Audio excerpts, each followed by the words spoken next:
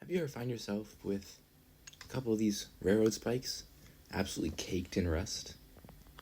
I happen to acquire about 50 of them, so let me show you how to clean them up.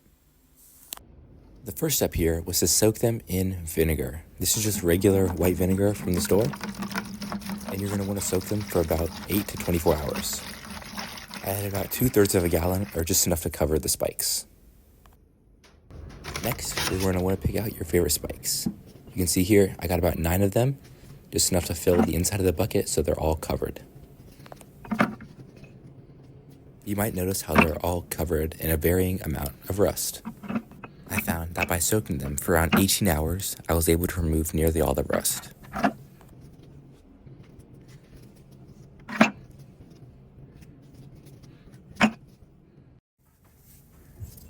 And now we're just topping off that bucket with 2 more spikes. The next pictures are pictures of the nails after varying amounts of time in the vinegar.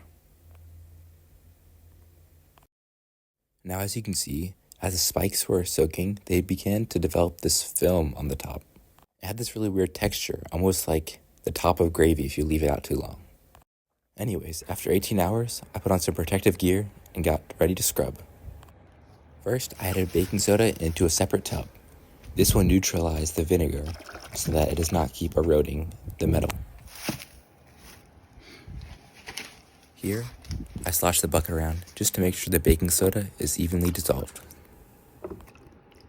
And now, ready for the fun part, getting the spikes out.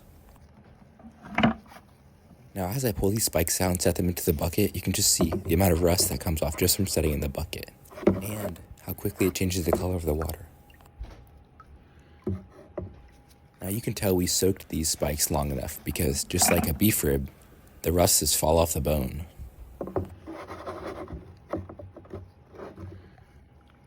And now it's time for the elbow grease.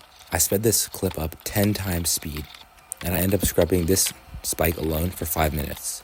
I'm using this wire brush here. I got it from Walmart for around $2, so this project really wasn't that expensive. This part of the project was actually kind of fun and therapeutic, as I got to just do the monotonous work of scrubbing each individual spike. And as an added bonus, I was able to watch my video assignments for AP Government. Now get ready. Here's the before and after of just one of those spikes. And I mean, just look at all that dirt caked onto the sides of the bin.